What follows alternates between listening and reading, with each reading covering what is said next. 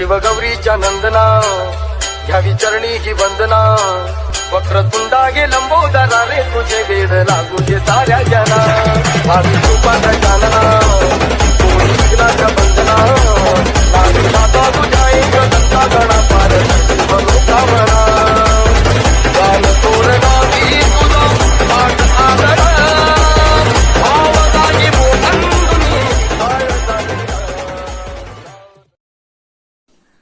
नमस्कार प्रेक्षको, संगम फिल्ममध्ये आपलं स्वागत.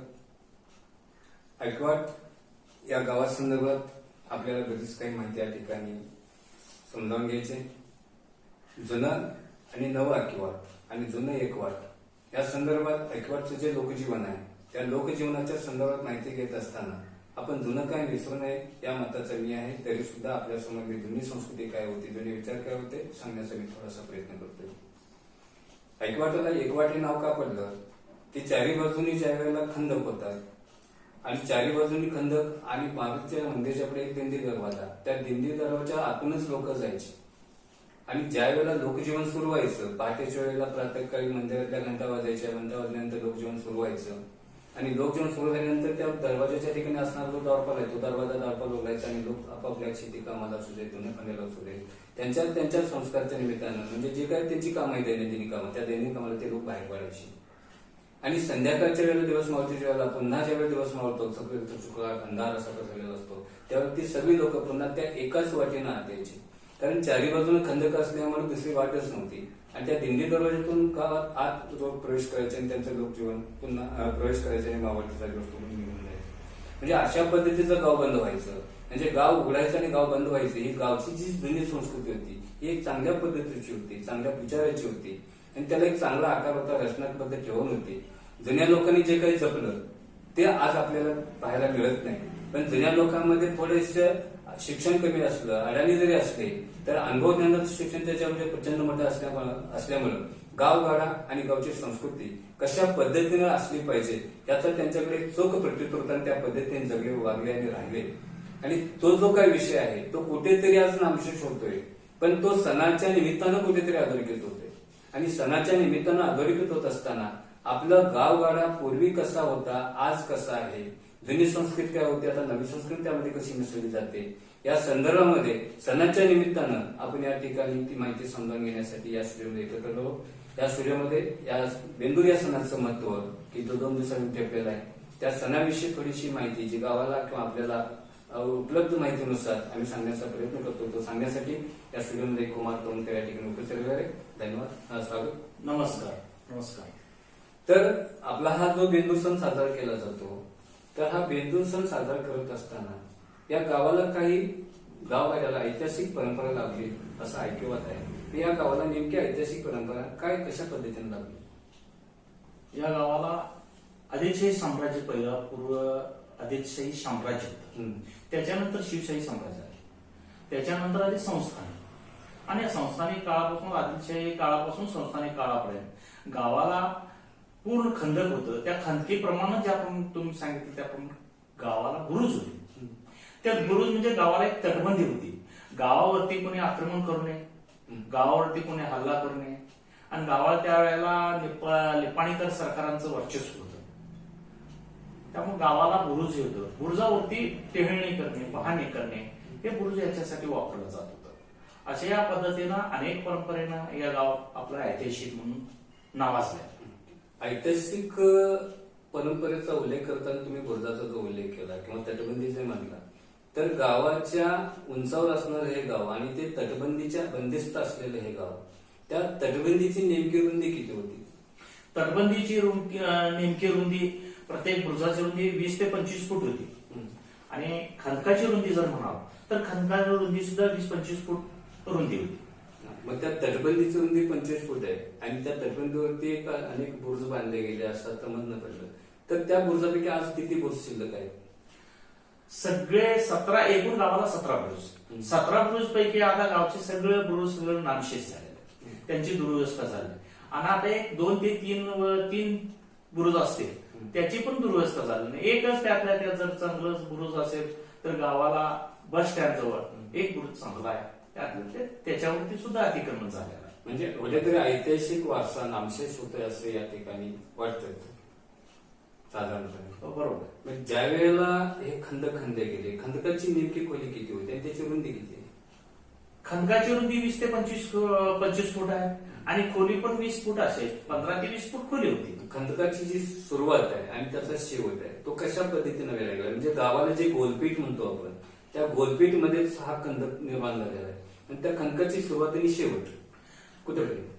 गावाला जी एकवाट म्हटलं जातो, त्या एक वाट्यापासून मोठा दरवाजा आहे, खिंडी दरवाजा म्हटला जातो. त्या खिंडी दरवाजापासून पूर्ण तटबंदी, परत असं पूर्ण गावाला फेरा करून तटबंदीला चिरून मिळालं जात आहे. म्हणजे मारुतीचं मंदिर आहे, मारुतीच्या मंदिरापासून तो खंदकाची सुरुवात आहे आणि पूर्ण असते कागे वेशी पासून म्हणजे बेरोबाच्या मंदिराच्या मागून असं चव्हाण्यांच्या वेशीपर्यंत असा हा चारी बाजूला खोदलेला खंदक आहे. मग तो खंदकाची रुंदी जर 25-30 फूट असते खोली, म्हणजे पूर्वी आक्रमण व्हायचे. आक्रमण म्हणजे शत्रूपासून आपल्या ऐकवडगावचं संरक्षण हा त्या जुन्या लोकांचा उद्देश होता. त्या पद्धतीने गाव वसवलं गेलं असं म्हणत. बरोबर. तर साधारणपणे त्यावेळेला ऐकवडगावची लोकसंख्या किती असेल? मोजकीच होती त्यावेळेला, एवढे नव्हते लोकसंख्या, कमीत कमी 1500च्या आसपास, एवढेच थोडे होते.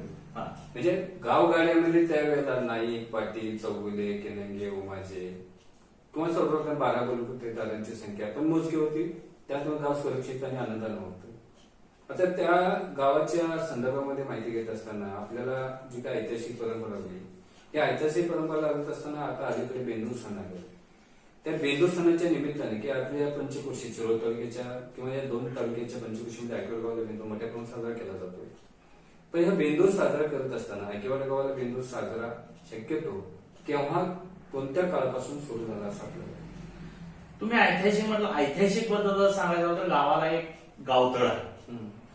अतिशय गोयण्या गोविंदानं गाव हे नांदत असतंय आणि नांदत आहे. त्यामुळे गावतळा एक आपल्या गावाला गावच्या पूर्वे बाजूला आहे. तिथं सिद्धेश्वर आणि विद्यासागर मंदिर आहे. हे ऐतिहासिक मंदिर आहे ते. आता जो आपल्या गावामध्ये मोठ्या प्रमाणात बेंदूर सण साजरा केला जातो, की शिरोळ तालुक्यात किंवा हातकणंगले या 2 तालुक्यांमध्ये 25 ऐकवड गावचं नाव बेंद्राच्या निमित्तानं सगळीकडे बसवते. मोठ्या प्रमाणात बेंदूर सण साजरा केला जातोय. पण जुन्या म्हणजे ऐकवड गावामध्ये हा बेंदूर सण सर्वसाधारण कोणत्या शाही साम्राज्यातून सुरू झाला असं आपल्याला? हा सण आदिलशाही काळापासून सुरुवात झाला. आदिलशाही काळापूर्वी नाईक घराण्याला पहिल्यांदा हा बैलाचा मान मिळाला. गाव एकत्र नांदावं, गावचं सुख समृद्धी व्हावी, एकत्र एकोप्यानं नांदावं, शांतता राहावी आणि गावचा एक उत्सव चांगला करावा या निमित्तानं नाईक घराण्याला पहिल्यांदा हा तिथून चालला. म्हणजे आदिलशाहीच्या काळात. मग त्यापूर्वी हे नाईक वतनदार आहे, म्हणजे नाईक घराणे हे नाईक म्हणून आपल्या ऐकवडमध्ये मुख्य बनले. त्याच्यानंतर जो दुसरा बैल आला म्हणजे पाटील या घराण्यामध्ये आला, तो बैल दुसऱ्या पाटील घराण्यानंतर तो केव्हापासून? तो निजाम काळापासून सुरुवात झाला आणि संस्थान काळापर्यंत तो अंदाजे म्हणजे त्यांच्या ऐकण्यात आला. ते संस्थानी काळापासून सुरुवात झाली. म्हणजे 2 बैल जे आहेत ते शाही साम्राज्य म्हणजे आदिलशाही आणि निजामशाही काळापासून 2 बैलांना या 2 घराण्यांना महत्व दिलं आलं. आणि त्याच्यानंतर जो तिसरा बैल आला, साधारणपणे आवटी यांच्या सर नाही त्यांचा आडनाव असेल पूर्वीचा, पण आवटी घराण्यामध्ये जो तिसरा बैल आज त्या ठिकाणी खेळला जातोय तो कोणत्या काळापासून? तो संस्थान काळापासून. तो संस्थान काळ. त्या संस्थान काळापासून त्या बैलाला त्यांनी काय वतन म्हणून त्या लोकांना काय दिलं? 1904 साली अंदाजे आसपास या साली आपल्या गावाला शाहू महाराजांनी भेट दिली. त्यांचं पाय आपल्या गावाला स्पर्शानं लागलं.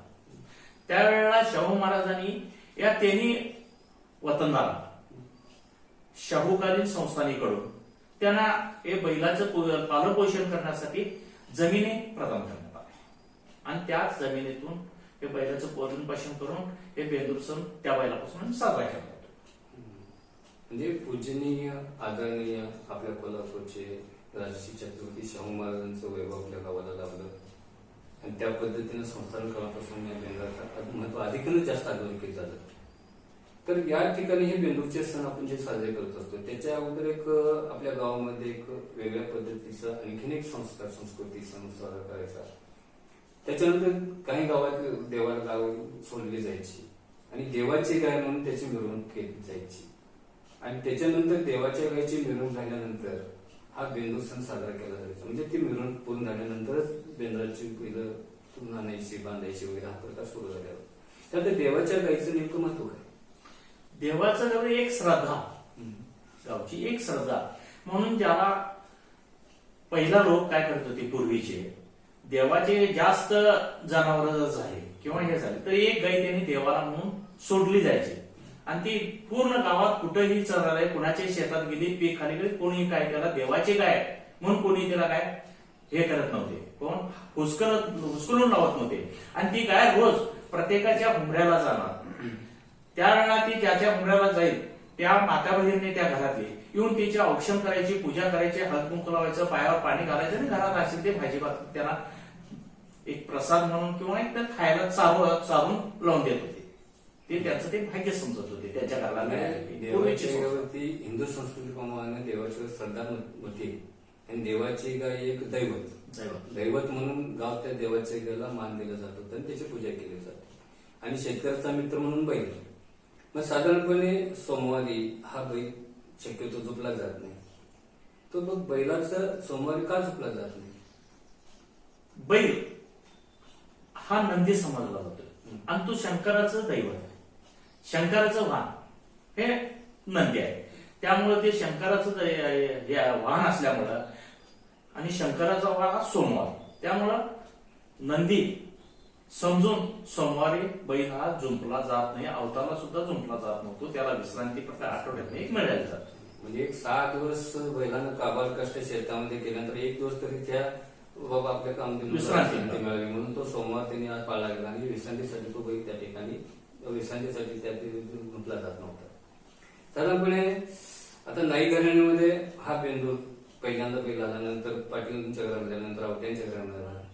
त्याच्यानंतर या बेंदूर सण या ठिकाणी करत असताना, साजरा करत असताना या 3 घराण्यांच्या परंपरा जपल्या गेल्या. तर हे 3 घरांच्या परंपरा जपल्या जात असताना त्या ठिकाणी कर तोडणे आणि कर जोडणे, कर काढणे आणि कर तोडणे हा एक प्रकार आहे. तर त्याच्यामध्ये नेमकं कर तोडणे हा काय प्रकार आहे?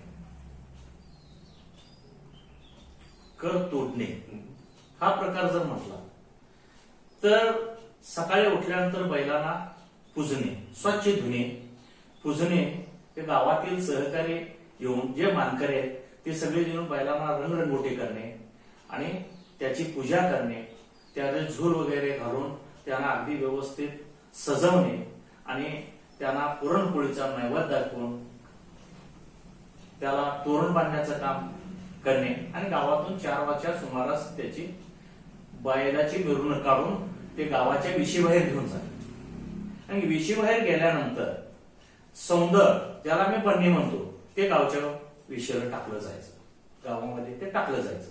नाही, आता हे ते नंतरचा प्रश्न आहे. आता कर तोडणे हा जो विषय आहे की कर काढणे, कर काढल्याशिवाय कर तोडणे येत नाही. त्यामुळे कर काढणे हा नेमका काय प्रकार आहे की पाटलांच्या घरामध्ये काय गाडगं ठेवलं जाते त्याच्या असं काय प्रकार आहे? त्या हा काय प्रकार आहे? कर काढणे म्हणतात. कर काढणे म्हटल्यानंतर पाटलांच्या घरामध्ये गाडगं ठेवलं जात आणि ते गाडगं हे कुंभाराने तयार करून आणलं जात. ते कुंभाराने गाडगं तयार करून आणल्यानंतर तो मान हा कुंभारचाच असतो आणि ते कुंभार लोकांनी त्यांच्या सहकार्याने त्यांच्याबरोबर एक मानकरी म्हणून एक 7-8 लोकांची नेमणूक केलेली आहे. त्यांनी सगळेजणी मिळून सर्वजणी एका ठिकाणी येऊन ते गाडगं पाटलांच्या घरामध्ये ठेवून त्याची पूजा केली जाते आणि त्याच्यामध्ये कणकीचे पणती केले जातात आणि त्या पणतीमध्ये वात ज्योत लावून ती वात तेवट ठेवली जाते आणि त्याचा बंदोबस्त करून बरोबर त्याला हे करून त्याला कुठलंही अतिक्रमण त्याच्यावरती आक्रमण होणे आणि ती आपल्या वेशीच्या बाहेर किंवा गावाला कुठे जाऊ नये कोणी ते घेऊन नये म्हणून त्याच्या बंदोबस्तामध्ये त्याच्यावरती घुंगडं टाकून ती तेवती वात तेवट ठेवून वात ती गावात एक मानकरी त्या ह्याचा गाडग्यांना मानकरी पुधारे त्या पुधाऱ्यांच्या घरी जाऊन पुधाऱ्यांच्या घराच्या समोर ती पुरली जायची आणि पहिल्या वर्षी जी गाडगं गेलं जातं पुरलं जात आहे ते गाडगं काढून हे नवीन गाडगं पुरायचं आणि त्या गाडग्यामध्ये ते गाडगं परत पाटलांच्या घरी घेऊन यायचं असा तो प्रकार आहे. म्हणजे कर काढणे म्हणतात. कर काढणे म्हणजे हा. पाटलांच्या घरांमध्ये जे गाडगं आहे ते गाडगं कणकीची वात तयार करायची, त्याच्या सुरक्षित मध्ये ते पुजाऱ्यांच्या घरी राहायचं. त्याच्यानंतर तिथं त्या गड्यामध्ये जुनं गाडगं काढायचं, हे ठेवायचं आणि जुन्या गाडग्यामध्ये नेमकं काय आहे ते पाहायचं आणि ते आणून पाटलाच्या घरी पुन्हा आणून ठेवायचं. म्हणजे या पद्धतीनं ही प्रथा सुरू आहे. पण त्या जुन्या गाडग्यामध्ये नेमकं काय सापडायचं ना, काय दिसतं? हा, जुन्या गाडग्यामध्ये पहिल्या वर्षी जे गाडगे ठेवले तो जुनं ते काढून घेतल्यामध्ये त्या ह्याच्यामध्ये एक भाकीत किंवा प्रथा म्हणून समजायचं किंवा त्याची भाकीत सांगितलं जातंय. त्या ह्याच्यामध्ये ते माती तयार व्हायची. त्या माती कुठल्या पद्धतीची तयार होत असेल, सुकी माती आणि ओली माती, हे बघितलं जातंय त्याच्यात. ते कुंभाराला बघण्याचा मान आहे आणि सांगण्याचा मान सुद्धा कुंभाराला आहे. जर गाडगं ते ओलं झालं, ती माती जर ओलीच राहिली वर्षभर, तर आपल्याला सुकाळ गावावरती सुकाळ आहे, गाव चांगल्या पद्धतीने चालेल, गावाला सुख समृद्धी मिळेल, त्या प्रकारानं तो हे भाकीत चांगलं जाय. आणि जर वाळली जर सुकी माती मिळेल, त्या मातीमुळे सुकी जर असेल तर ते गावाला कुठेतरी थोडंसं दुष्काळ पडेल, पाऊस वगैरे पडणार, असं एक भाकीत किंवा प्रथा सांगितली जायची. म्हणजे नैसर्गिक आपत्तीशी सामना किंवा सर्वसामान्य हवामानाचा अंदाज त्याच्यावरून ते ठरलं जायचं. म्हणजे मान्सून पर्व काळ आणि त्याचं भाकीत त्या गाडग्यावरून लोकांच्या पर्यंत पसरलं जायचं त्यावेळेच्या. या अलीकडं नैसर्गिक आपत्ती, नैसर्गिक संकट, महापूर प्रचंड मोठ्या येऊन गेली. 2005 आहे, 2019 आहे, 2021 आहे.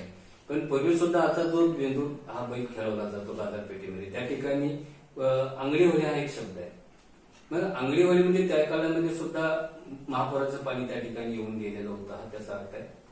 पण साधारणपणे त्या ठिकाणी हा बैल खेळवत असताना हे साधारण 3 घराची जी बैल आहेत, म्हणजे पाटील, आवटे आणि नाईक, ह्या 3 घरांनी बैल ही पाळली आणि नंतर त्या बैलांना सोडण्यासाठी जे दोरी धरण्याचा मान असू द्या, हा नेमका कोणाला? तो मान बघा, पाटील पहिला पाटील जे घराणं आहे त्यांच्या बैल धरण्याचा मान पुधारे फरांड आणि पाटलांचा आहे. ते तिथले दोरी धरणे, चाबूक करणे किंवा त्यांची व्यवस्था करणे हे सगळं पाटील केलं जाते. आणि नाही घराण्याला जो मिळाला मान तो चौगले, बिरनाळे आणि रायनाडे आहे, ते दोरी धरण्याचा मान आहे. आणि आवटे घरांना वळवाडे, उमाजे, महिशाळे असा तो मान त्यांना दिला गेलेला आहे. आणि त्यांनी जाऊन ते बैलाची व्यवस्था करणे, त्यांनी ज्यांना मान दिले त्यांनीच ते दोरी धरणे, कोण चाबूक दिले तो चाबूक घेणे आणि त्यांचे सहकारी, त्यांचे परत आणि सहकारी, त्यांनी सर्वांनी मिळूनच त्या बैलांची व्यवस्था करणे आणि बैलांना सजवणे करणे ते त्यांचं काम. म्हणजे दोरी धरणे ज्याच्या त्याच्या पद्धतीने, म्हणजे मुख्याने त्याचे सहकारी या पद्धतीने त्याच्या म्हणजे ज्याच्या वाटून घेतल्यासारखा तो प्रकार आहे. जे पाटलांच्याकडे ही माणसं, आवट्यांच्याकडे ही माणसं, नायकांच्याकडे ही माणसं, अशा पद्धतीनं.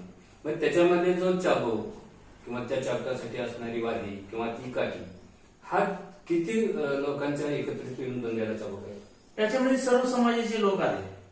त्याच्यामध्ये दोरी जी दिली जाते, बेंद्राच्या आदल्या दिवशी दोरी नेऊन आपले मातंग समाजाला मान आहे, ती मान नवीन दोरी मातंग समाजाने पाटील, नाईक, आवटे त्यांच्या घरी नेऊन दिलं जाते.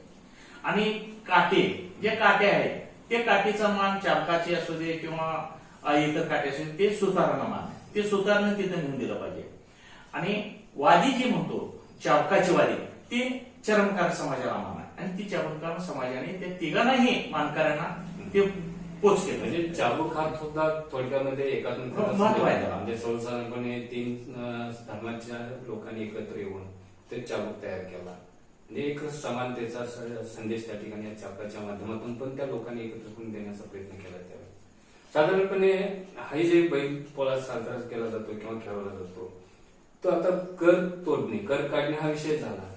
परंतु कर तोडण्यासाठी साधारणपणे काट्यापुढे नाचवल्या जातात आणि काट्या नाचवण्याचा मान किंवा त्या काट्या देण्याचा मान नेमका कोण? तो काट्या देण्याचा मान हा स्वतःला आणि काट्या नाचवण्याचा मान हौशी गौशी नवशे. त्याच्यामुळे धनगर आले, बाकी इतर समाज 12, आमच्या गावाला एक 12 मुलतदाराचं गाव समजलं जातंय आणि 12 मुलतदाराचं गाव समजलं जात, ती भेद हा आपल्याला गावामध्ये नाही. आणि ते लोक आपल्या अंगाला, पायाला, हाताला रंग लावून ती काठी हौसनं एक मजा किंवा एक पावित्र्य किंवा म्हणून ती काठी घेऊन बैलांच्या समोर नाचलं जातं. आता ते बैलांसमोर नाचलं, बैल बाहेर कधी काढला जातो आणि त्यांना परवानगी कधी बाहेर काढण्यासाठी? त्यांची परवानगी गावात हरिजन आहे, आपल्या हरिजनांना मान मोठा आहे. ते हरिजन लोक काय करतात, तोरण तयार करतात आणि ती तोरण घेऊन आवटी नाईक आणि पाटील यांच्या घरी जातात. त्यांच्या जे वाड्याच्या समोर पहिला तोरण बांधलं जातंय आणि ते तोरण बांधल्यानंतर त्यांचा बैल जो आत पुजलेला असतो, रंगवला असतोय, सजवलेला असतोय, त्याला जाऊन त्या बैलाच्या शिंगाला तोरण बांधलं जातंय. मग त्याच्यामध्ये शिंगाचं तोरण बांधल्यानंतर मग ते गोल कड वगैरे जे आम्ही हे करतो खायचं ते सगळे आम्ही त्याला घातले जातात. तसं त्याच पद्धतीनं पाटलाकांच्या बैलाला, त्याच पद्धतीनं नायकाच्या बैलाला हे सगळं त्याने घेऊन हरिजनाने बांधलं जातंय.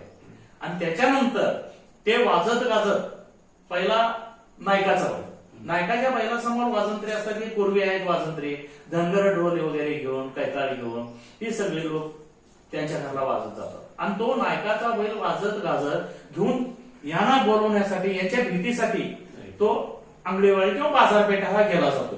त्यावेळेला तिकडून आवट्याचा बैल त्यांच्या घरातून बाहेर आणला जातो वाजत गाजत.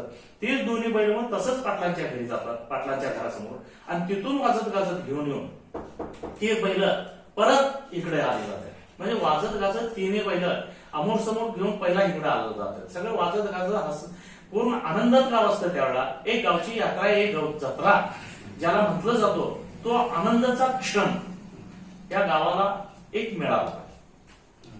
सर्व जाती धर्म, सर्व 12 बलदार एकत्र येऊन या ठिकाणी हा सण साजरा, उत्सव साजरा केला जातो.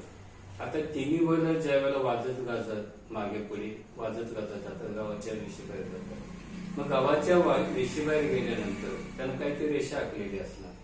ती रेषा घेऊन तिन्ही बैल एकत्र गेल्यानंतर ती सोडतात आणि सोडल्यानंतर कर तोडणे हा एक प्रकार आहे.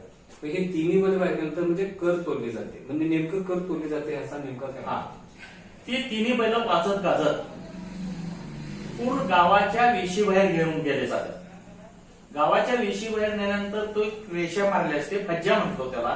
त्या फज्जापर्यंत गेल्याशिवाय ही जी कर तोडणे म्हणतात ते सुद्धा बन्नी किंवा सौंदर्य म्हटलं जातंय. ते सौंदित बन्नी आपल्या हरिजनाने पूर्ण आपल्या डोकी बरोबर डोकीच्या उंच इथपर्यंत तो बांध घातला जातो सौंदर्याचा. आणि ते बांध घातल्यानंतर वरच्या बाजूला तोरण बांधलं जात आहे.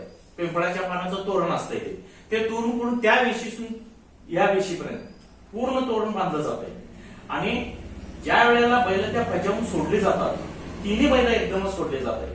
आणि त्यावेळेला जे बैल उधळून येतात, जे पळत येतात आणि त्या बन्नी पैशानंतर झेप मारून किंवा उडी मारून ज्या वेळेला बैल उडी मारतो त्या टायमाला त्यांच्या शिंगामध्ये जे कडं घातलेला आहे त्या शिंगानं वरचं जे तोरण बांधलं जात आहे ते शिंगानं तोडून जो पहिला बैल तोडेल आणि पहिला जो जाईल त्या बैलाला पहिला मान दिला जातो. आणि त्यालाच म्हणतात कर तोडणं. ते तोरण तोडल्याशिवाय कर तोडण्याचं म्हटलं येणार नाही. आणि ते कर तोडल्यानंतर जे बन्नी म्हणतो ते बन्न हौस एकमेकाच्या अंगावर पडून करून तुला मिळेल का मला मिळेल या पद्धतीनं ती बन्नी घेऊन आपले लोक आपल्या घरी आनंदाने जातात. म्हणजे अशा पद्धतीनं कर काढणे आणि कर तोडणे अशा पद्धतीचा आपला आठवड्यामध्ये हा बेंदूर सण साजरा केला जातो. साधारणपणे बेंदूर सण साजरा करत असताना लोकांच्या मनातला उत्साह प्रचंड मोठ्या प्रमाणात असतो. बेंदूर उत्साह प्रचंड प्रमाणामध्ये आजही लोक साजरा करतात, मोठ्या आनंदाने साजरा करतात. सर्व धर्म समभावाचे लोक एकत्र येतात आणि गावाला एक वेगळा विचार देतात. म्हणजे साधारणपणे हे गाव आजही बदललेलं नाही, जुन्या काळातही बदललेलं नव्हतं. परंतु गावची रचनात्मक ठेवण जी मगाशी आपण बोललो किंवा आवर्जून खंड, उंचावरचं गाव, दरवाजा अशा पद्धतीच्या ठेवणीमध्ये गाव असताना त्या गावचं लोकजीवन, त्यावेळी पाण्याची व्यवस्था, पाणी पिण्याचं तळ म्हणजे विद्यासागर ग्रामदेव सिद्धेश्वर विद्यासागर जवळपास आहे. त्या नेमकं पाणी पिण्याचं तळ त्याचं वैशिष्ट्य आहे. त्याचं वैशिष्ट्य असं आहे, संपूर्ण गाव एकाच तळ्यातलं पाणी पित होतं. आणि ती तळ्याची व्यवस्था अशी होती, त्या तळ्याच्या भोवती बरोबर तळ्यामध्ये साठलं जात होतं. आणि त्या तळ्यामध्ये किंवा तळ्याच्या एरियामध्ये त्या संपूर्ण परिसरामध्ये एकही माणूस तिथं कोणीही जात नव्हतं. कुठलं जनावर जात नव्हतं, कुठलं काही तिथं येऊन देत नव्हतं. कुठलंही एखादं जर जनावर चुकून जर गेलं, ते जर शेण वगैरे घातलं तर शेणाचा पू उचलून, अलगद शेणाचा पू उचलून तो दुसरीकडे बाहेर आणून टाकलं जात होतं. आणि त्याचं पावित्र्य, त्या तळ्याचं पावित्र्य राखलं जातं. आणि तळ्याचं पाणी जर म्हटलं तर अतिशय सुंदर, चांगलं, काळभोर पाणी असत होतं. आणि संपूर्ण गाव त्या तळ्याचं पाणी पिकलं जात होतं. म्हणजे त्या तळ्याने गावची ताण भागवली. म्हणजे संपूर्ण परिसर स्वच्छता राखणं हे त्यावेळेला गावाने जपलं सर्वात महत्वाचं. आता त्यांचा जो काही दुसरा प्रश्न विचारतोय की धुणं पाणी सांडपाणी यासाठी गाव काय सोय केली आहे? त्या गावासाठी गावाला आड काढली गेली. गावाच्या मध्यभागी एक आड आहे, तो आड काढला गेला आणि त्या आडाला पाणी लागलं आणि त्या आडाला रहाट बसवलं झालं आणि त्या पाण्यापासून धुणं पाणी वगैरे जे धुणं धुतलं जातं ते पाणी उपसा करून धुणं वगैरे बाया माणसं आपल्या बाया बहिणी करत होते. म्हणजे आड आणि पाणी पिण्याचं तळ हे गावची ताण भागवणं आणि त्यांच्या इतर काही गरजा आहेत त्याच्यावर आड भागवणं अशा पद्धतीचं लोकजीवन छान पद्धतीचं सुरू होत असतं. आज त्याच्यामध्ये बदल काय सांगतोय? बदल म्हणजे आज सगळे दुर्व्यवस्था झाले. आड नाही आहे अस्तित्वात, त्याची दुर्व्यवस्था झाली, तळ्याची दुर्व्यवस्था झाली. तळ म्हणजे काय आताच्या सध्याच्या ह्या लोकांना माहिती नाही, पोरांना माहिती नाही आहे. मग तळ्याचं पावित्र्य सुद्धा आता राखलं नाही. मंदिर आहेत दोन्ही, अतिशय सुंदर मंदिर आहे, चांगलं मंदिर आहे. आणि इकडं आड सुद्धा अतिशय चांगला बांधीव आड होता, आज तो बांधीव आड नाही आहे. गावचे लोक तिथं सगळे आपले केर कचरा वगैरे जे टाकलं जात आहे, गावचं गटारीचं पाणी तिथं जात आहे, त्यामुळे दुर्व्यवस्था झाली. म्हणजे जुन्या काळाची जी ठेवण होती आज ती कुठेतरी उपयोगाची ठेवण नामशेष होते. तर त्या गावाला आता गावाच्या प्रत्येक उंबऱ्याला गंगेचं पाणी किंवा नदीचं पाणी येऊन गेल्यामुळे असा प्रकार घडला असं वाटतं का? ना तसं काय नाही. आता लोकसंख्या वाढली, लोकांचे विचार बदलले. पहिली संस्कृती आता आपल्या ह्याच्यामध्ये लोकांमध्ये राहिली नाही, त्यामुळे गावचं सगळं दुरुस्त होत चाललं. म्हणजे थोडक्यात जास्त व्यवस्था लोकांची झाली आणि लोकांची व्यवस्था जास्त झाल्यामुळे समाजाचं महत्व कमी झालं असं वाटतं. होय बरोबर. म्हणजे जुन्या काळामध्ये लोक कावडीनं पाणी वगैरे लांबच्या अंतरावर आणायचे, पहाटेचं उठून त्यांचं ते लोकजीवन सुरू व्हायचं. अशा पद्धतीचं तर आज ते काय अवस्था नाहीये जास्त नाही. म्हणून ते लोकजीवन बदल असं वाटतं काय? हो, पहिल्याचे पूर्वीचे लोक शाम जर अडाणी असले, शाळा शिकले नाही सुद्धा बुद्धीनं हुशार होते. ते पूर्वीचे लोक बुद्धीनं हुशार, शाळा त्यांची कमी. जर अंगठापदर असलं तर त्याला ज्ञान भरपूर होतं. नैसर्गिक हवामानाचं ज्ञान, पेरणीचं ज्ञान, शेती कसण्याचं ज्ञान, त्या लोकांना ती संस्कृती लोक जपण्याचं ज्ञान, लोकांशी बोलण्याचं ज्ञान, ती संस्कृतीच वेगळी होती. ती संस्कृती आता लोक पावत चालली. तंत्रयुग आपला यंत्रयुग आला आता, त्यामुळे लोक बदलत चालले. धन्यवाद. जुनी संस्कृती आणि नवीन संस्कृतीच्या विचाराप्रमाणे आपल्या ऐकवाड गावामध्ये हा बेंदू सणाच्या निमित्ताने थोडासा इतिहास मांडण्याचा प्रयत्न केलाय. तर जुन्या संस्कृती आणि नव्या संस्कृतीचा फरक जो आहे, जुनी संस्कृती ही आजच्या नव्या संस्कृतीवर किती प्रगत होती, पुढारलेली होती यातून स्पष्ट होते. जुन्या संस्कृतीकडून जुनी संस्कृतीची माणसं होती, शिकलेली कमी असली तरी पण गावाची रचनात्मक ठेवण, जगण्याची मधले व्यावहारिकता आणि त्याच्यामध्ये काही नैतिक मूल्य होती. नैतिक मूल्य जपण्याचं काम जुन्या माणसांनी केलं. आज ती मूल्य कुठेतरी ऱ्हास पावत आहेत किंवा लोकजीवन जुन्या काळाचं आणि आजच्या काळामध्ये प्रचंड मोठ्या प्रमाणात बदललेलं आहे. तरी सुद्धा आपल्या गावामध्ये काहीतरी जुन्याकडून नवं शिकावं आणि नवं शिकत असताना जुनं विसरू नये अशा पद्धतीची लोकधारणा असल्यामुळे त्या भावनात्मक विचारातून आज आपलं लोकजीवन सुरू आहे. आणि हे लोकजीवन अशा पद्धतीनं सुरू असताना सुद्धा सण उत्सव मोठ्या प्रमाणात साजरे करतोय आपण. आणि हे साजरे करत असताना आपल्या गावाला दिलेले जे वैभव आहे हे वैभव जपण्याचं काम आपली लोक ऐकवाड गाव करते. जे साधारणपणे सर्वधर्म समभावांना एकत्रित म्हणजे सर्व जाती धर्माच्या लोकांना एकत्रित सण उत्सव साजरे करतोय. थोडक्यात राष्ट्रीय एकात्मतेचा संदेश आपण यातून देतोय. आपलं गाव एकात्मतेच्या दिशेने कशा पद्धतीनं वाटचाल करतं हे आपण या ठिकाणी याच्यातून समाजाला पर्यंत सांगतोय. आणि हे सगळं करत असताना माणसं ही जो गोडवा आहे किंवा ते माणसाचे जे विचार आहेत, त्यांचं जे आचरण आहे, त्यांच्या मनातल्या ज्या काही भावना आहेत, त्या सर्व काही अगदी संयमतेने समजावून घेण्याचा प्रयत्न जुन्या लोकांनी केला. आज तो शक्यतो दिसत नाही. आज समजावून घेण्याची कुवत कमी झालेली आहे. त्यामुळं जुना विचार कुठेतरी लोप पावतोय आणि नावा नको तो विचार लोकांच्या मनामध्ये निर्माण होतोय. म्हणजे सुद्धा विचारांचं पण प्रदूषण आज मोठ्या प्रमाणात झालेलं आहे असं या याच्यातून वाटतं. त्यामुळं असे ना तरी सुद्धा आज गाव बदलण्याच्या याच्यामध्ये आहे. पुन्हा चांगुलपणाच्या चळवळीकडे जात आहे की बाबा जुनं कुठेतरी आपण विसरू नये आणि जुन्यामध्ये काहीतरी नवं शिकावं या पद्धतीनं आपली गाव वाटचाल करतायत. आणि वाटचाल करत असताना त्याच्यामध्ये जो काही त्याचा संदेश दिला सर्वधर्म समभाव एकत्र आणण्याचं जे गाव काम करतंय त्यासाठी मला काही जाता जाता एक गावाच्या संदर्भामध्ये 2 ओळी मांडायचे. तर ज्या गावाला आपली एक वाट होती त्याच्यानंतर ते एक वाट पडलं. म्हणून त्या संदर्भात मला काहीतरी 4 वेळतून एक संदेश द्यायचा आहे की ज्या गावाला फुटली होती एकच वाट त्या गावाला फुटल्या अनेक वाटा. 7 संगतीमध्ये मिसळून गेल्या फुटलेल्या त्या वळण वाटा. फुटलेल्या त्या वळण वाटेवर भेटलाच कोणी वाट सुरू तर उर्बेट घेऊन सांगा त्याला गावची संस्कृती नका विसरू, गावागावाची संस्कृती नका विसरू. आणि या संस्कृतीमधून गाव ज्यावेळेला उदयास येतं त्यावरती गावची परंपरा, गावचे रीतिरिवाज, गावची संस्कृती, त्याचं आचरण ह्या चांगल्या पद्धतीनं चालवणारं गाव म्हणून आपलं आदिवाट गावात सगळ्या पंचक्रोशीत जाते, चांगल्या स्तरावर जाते. आणि ही संस्कृती अशी जपून ठेवून सण उत्सवाच्या माध्यमातून सर्व गाव समाजाचे लोक एकत्र यावे आणि गुण्यागोविंदानं हे गाव अशाच पद्धतीने पुढे वाटचाल करत राहावं. आजही तो प्रकार आपल्या गावामध्ये एकत्र करण्याचा, मोठ्या प्रमाणात करण्याचा चालू आहे. आणि त्याच पद्धतीने सणाचे जे महत्व आहे म्हणजे वेगवेगळ्या पद्धतीने सणाचे महत्व अधोरेखित झालेले. आज आम्ही बेंदूर सणाचं महत्व आपल्या समोर मांडलं, पण बेंदूर सणाचं महत्व मांडत असताना पूर्ण माहिती आपल्याला जे उपलब्ध माहिती मिळालेली आहे, जे ऐकवत माहिती मिळालेली आहे, त्या ऐकवत माहितीनुसार या ठिकाणी आपले कुमार तोंडकरने आपल्या समोर विशद केली.